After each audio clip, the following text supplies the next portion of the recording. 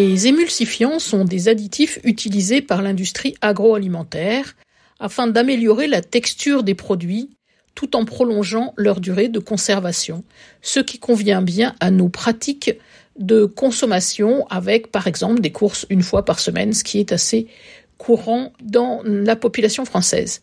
Des chercheurs et des chercheuses de l'INSERM, d'INRAE, de l'Université Sorbonne Paris-Nord, d'Université Paris-City et du CNAM, regroupés au sein de l'équipe de recherche en épidémiologie nutritionnelle, le CRES-RN, ont entrepris d'étudier les possibles liens entre les apports alimentaires en additifs émulsifiants et la survenue de cancers.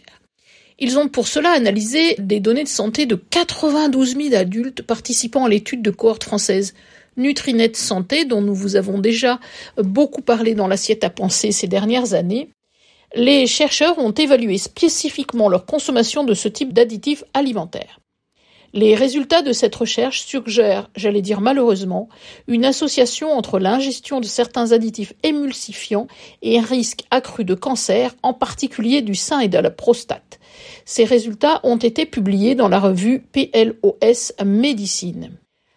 En Europe et en Amérique du Nord, expliquent les chercheurs, entre 1/3 et presque 2/3 de l'apport énergétique alimentaire des adultes provient d'aliments ultra transformés.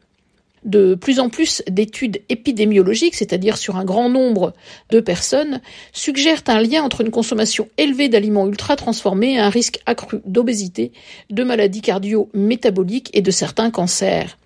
Les émulsifiants, donc, figurant parmi les additifs les plus couramment utilisés dans ces aliments ultra transformés, sont ajoutés pour améliorer l'apparence, le goût, la texture et la durée de conservation de produits industriels transformés emballés comme certaines pâtisseries, des gâteaux et des desserts, des glaces, des barres chocolatées, des pains, des margarines et d'autres plats préparés.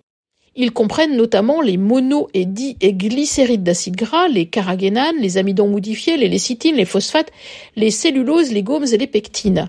Il y a donc de multiples émulsifiants et la sécurité de chacun d'entre eux, indépendamment de sa nature, est évaluée sur la base de preuves scientifiques disponibles à l'époque de leur autorisation.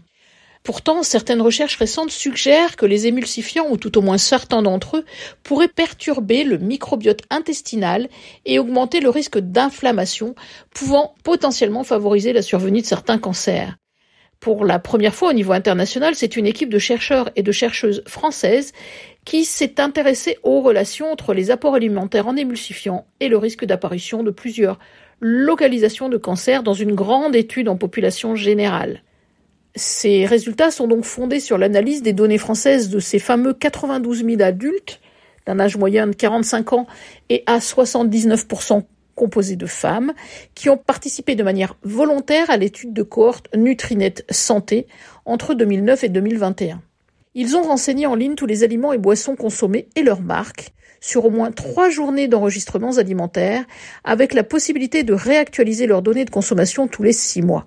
Ces enregistrements ont été mis en relation avec des bases de données afin d'identifier la présence et la dose des additifs alimentaires, dont les émulsifiants, dans les produits consommés. Des dosages en laboratoire ont également été effectués pour fournir des données quantitatives complémentaires. Au cours du suivi, les participants ont déclaré la survenue de cancers. Il y en a eu 2604 cas diagnostiqués sur les 92 000 personnes qui ont répondu donc volontairement à cette étude de long terme. Et un comité médical a validé ces déclarations après examen des dossiers médicaux. Plusieurs facteurs de risque sont bien connus pour les cancers, notamment l'âge, le sexe, le poids, le niveau d'éducation, les antécédents familiaux, le tabagisme, l'alcool et les niveaux d'activité physique, ainsi que la qualité nutritionnelle globale de l'alimentation, par exemple les apports en sucre, en sel, en énergie.